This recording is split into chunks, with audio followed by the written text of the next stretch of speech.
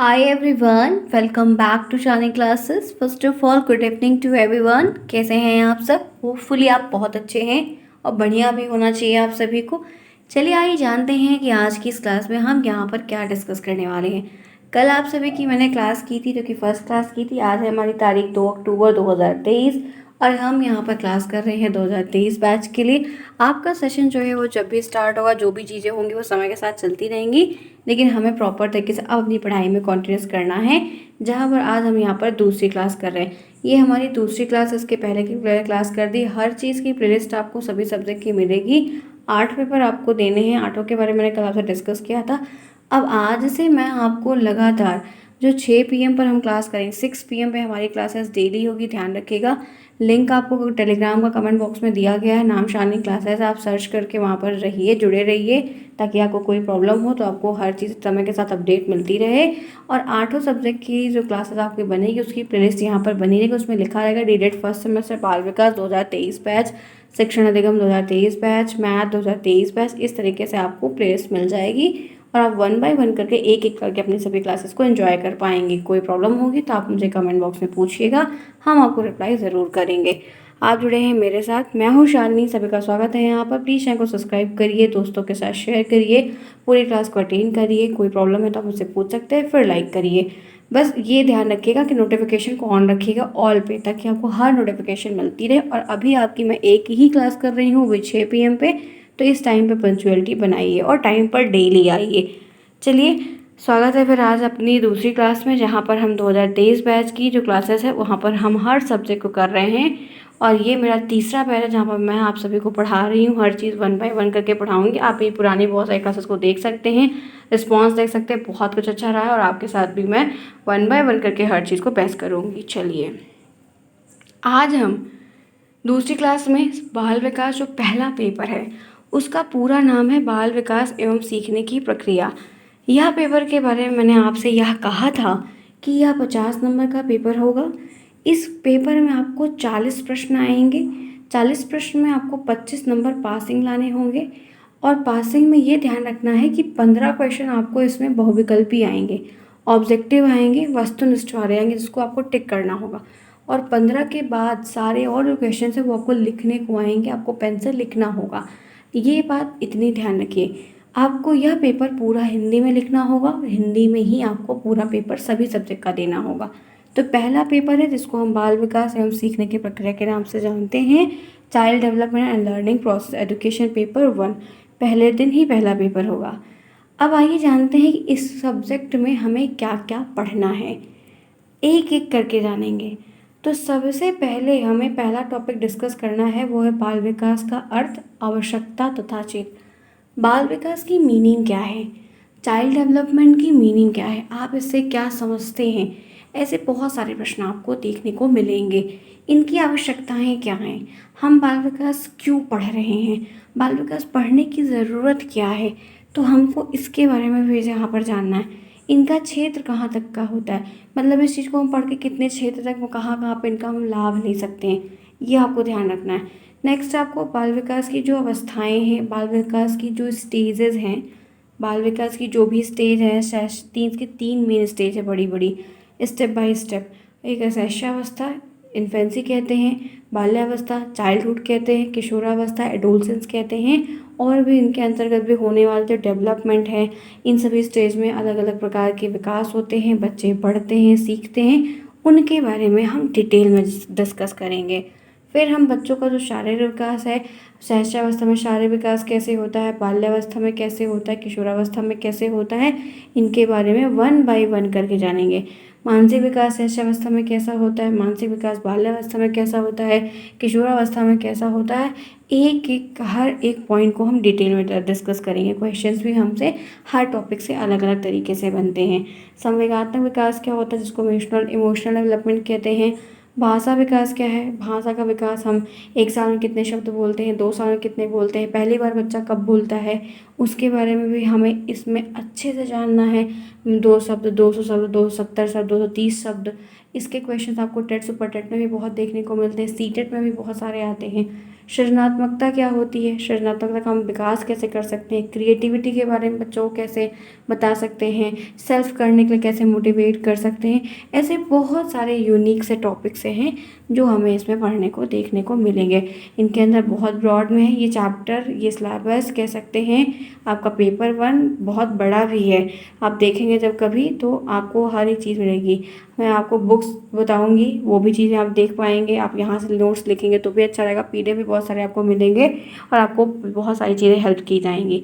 उसके बाद क्या पढ़ेंगे हम इसमें, तो इसमें हम व्यक्तित्व के बारे में पढ़ेंगे, पर्सनालिटी क्या होती है। हाँ, जैसे हर एक पर्सन की पर्सनैलिटी होती है, जैसे मेरी अपनी पर्सनैलिटी है, मेरा नाम शालिनी है, आपकी अलग पर्सनैलिटी है, किसी की कुछ और पर्सनैलिटी, कोई रवि है उसकी रवि की पर्सनैलिटी, कोई दिव्या है दिव्या की पर्सनैलिटी है, कोई राम है राम की पर्सनैलिटी है। तो क्या करता है, डेवलपमेंट कैसे हुआ, पर्सनैलिटी का अर्थ क्या होता है, कितने प्रकार के लोग होते हैं, जैसे अलग होते हैं ना, उभयमुखी होते हैं, अंतर इंट्रोवर्ट एक्सट्रोवर्ट टाइप के पर्सन होते हैं, जैसे कोई खूब बोलता है अलग है, कोई नहीं बोलता है अलग है। तो ऐसे ऐसे डिफरेंट डिफरेंट पर्सनालिटी के जो लोग हैं, चाहे वो बच्चे हों, चाहे वो बड़े हों, बुज़ुर्ग हों, तो उनके अर्थ क्या हैं, उनके प्रकार क्या हैं, इनके बारे में भी हमको इसी सिलेबस में जानना है। फिर हमको एक और टॉपिक है व्यक्तित्व परीक्षण के तरीके और समायोजन का उपाय, मतलब जो ये अलग अलग पर्सनैलिटी के लोग पाए जाते हैं, हम इनके आईक्यू को कैसे मतलब जांच सकते हैं, कैसे मापन कर सकते हैं, कैसे मेजरमेंट कर सकते हैं कि ऐसे ऐसे हम अलग बहुत सारे टेस्ट होते हैं। मैं सारे टेस्ट के बारे में भी बताऊंगी, अलग अलग तरीके के टेस्ट होते हैं सबके, बहुत सारे कार्ड वगैरह होते हैं, हार्मन रोशा का टेस्ट होता है, चाइल्ड अप्रिशिएशन टेस्ट होता है, बहुत अलग यूनिक है, बड़े अनोखे से टेस्ट हैं, उनके बारे में हमें पता चलेगा।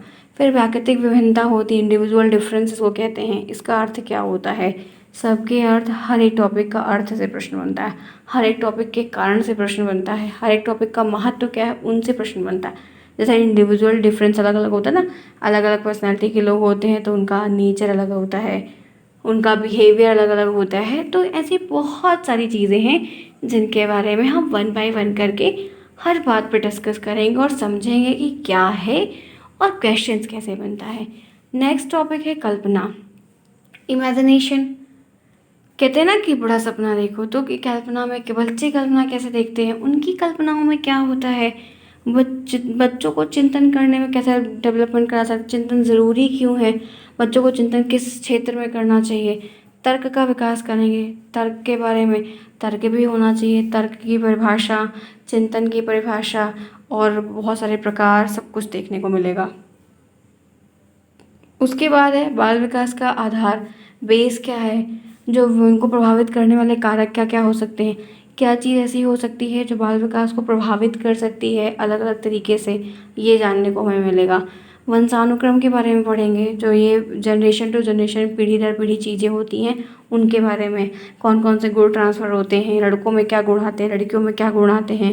तो बहुत सारी चीज़ें, इनकी परिभाषा, इनके प्रकार। और एक बात ये ध्यान रखिएगा कि पेपर 1 और पेपर 2 दोनों में परिभाषा बहुत ज़्यादा है, खूब परिभाषाएं हैं, तो शुरू से ही सारी परिभाषा को लिखते चलिएगा और याद करते चलिएगा। वातावरण क्या होता है, इन्वायरमेंट क्या होता है, इन्वायरमेंट जो पारिवारिक, सामाजिक, विद्यालय, संचार का माध्यम, इन्वायरमेंट का क्या फ़र्क पड़ता है, इन्वायरमेंट से क्या लाभ होता है बच्चों की ग्रोथ में, सब प्रश्न बहुत बनता है।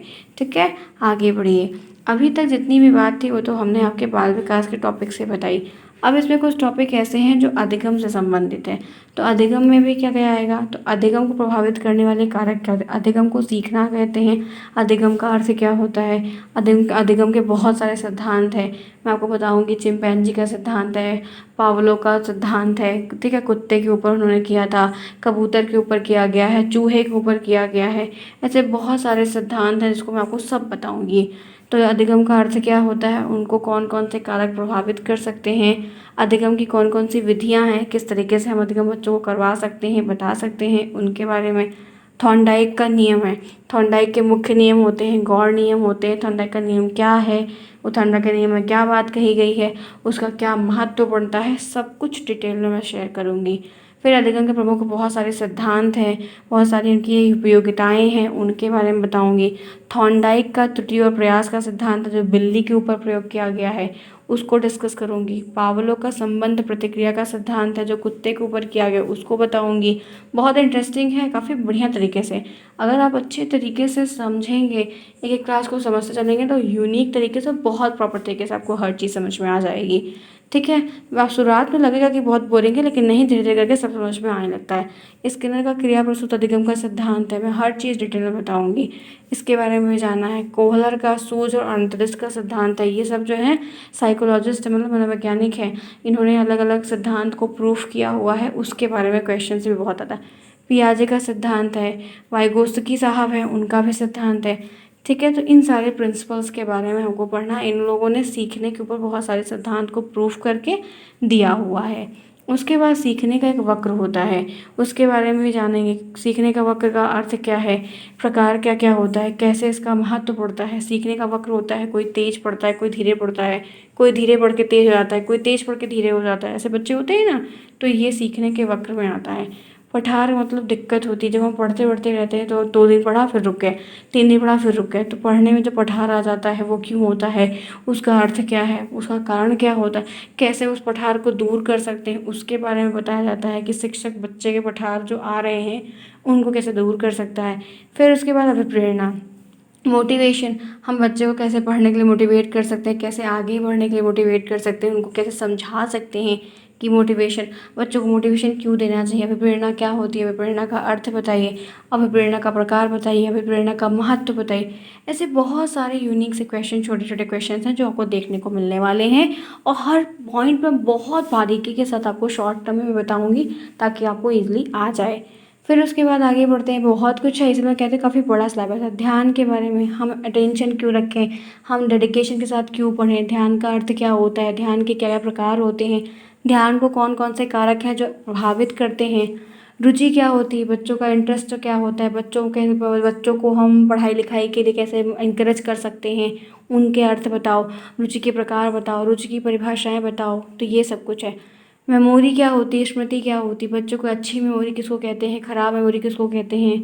ठीक है, मेमोरी के प्रकार क्या होते हैं, अच्छी मेमोरी से लाभ क्या होता है, ये सब कुछ देखने को मिलेगा। विस्मरण का मतलब होता है भूलना, भूलना, विस्मरण क्या होता है, विस्मृति किसे कहते हैं, इसका क्या अर्थ है, इसका क्या कारण है, बच्चे क्यों भूल जाते हैं, हम पढ़ी हुई चीज़ों को क्यों भूल जाते हैं, हमें पिक्चर्स तो याद रहती है, तो कोई चीज़ हमने पढ़ा है तो क्यों भूल रहे हैं, उसका महत्व क्या है वो बताना रहेगा।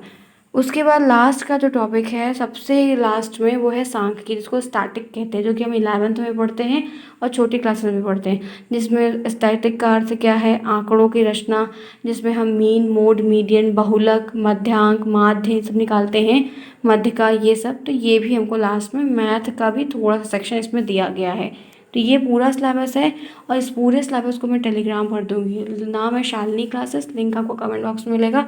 आप सभी, नया चैनल हमारा एक और है क्लासेस बाय शालिनी, उसका भी लिंक आपको टेलीग्राम पर दिया गया है, वहाँ से दोनों ज्वाइन करिए। वहाँ पर जल्दी मैं क्वेश्चंस कराऊंगी, जिस चीज़ की जो यहाँ पे क्लास आपको पढ़ाती जाऊँगी वहाँ पर आपको क्वेश्चंस होते जाएंगे, टाइम मैं उसका आपको समय के साथ बता दूँगी। ठीक है, तो फ्रेंड्स आज की क्लास में करना चाहूँगी अब ओवर।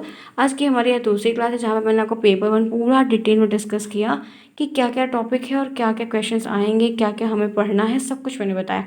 तो आप सभी जितने भी बच्चे यहाँ पर नए आ रहे हैं, तो पहली बात तो आप सभी आज मुझे कमेंट बॉक्स में बताइएगा कि आप 2023 बैच के स्टूडेंट्स हैं, आप सभी एडमिशन ले रहे हैं, कहाँ पर ले रहे हैं, इन बारे में आप लोग ध्यान से हर चीज़ को समझते हुए करिए। आपके एडमिशन जब भी होंगे, जो भी चीज़ें प्रॉपर तरीके से चल रही हैं वो चलती रहेंगी। साइड बाय साइड अपनी क्लास को अटेंड करते रहिए, पढ़ते रहिए 1 बाय 1 करके, ताकि आप उस चीज़ में आगे बढ़ पाएँ और अच्छे से हर एक चीज़ को कर पाएँ। ठीक है फ्रेंड्स, तो आज की क्लास में करना चाहूँगी अब ओवर। कोई प्रॉब्लम है तो आप मुझे कमेंट बॉक्स में पूछ सकते हैं, आपको रिप्लाई ज़रूर मिलेगा। मिलते हैं फिर कल हम लोग सेम टाइम पर 6 बजे शाम को, तब तक के लिए take care, bye bye, see you soon.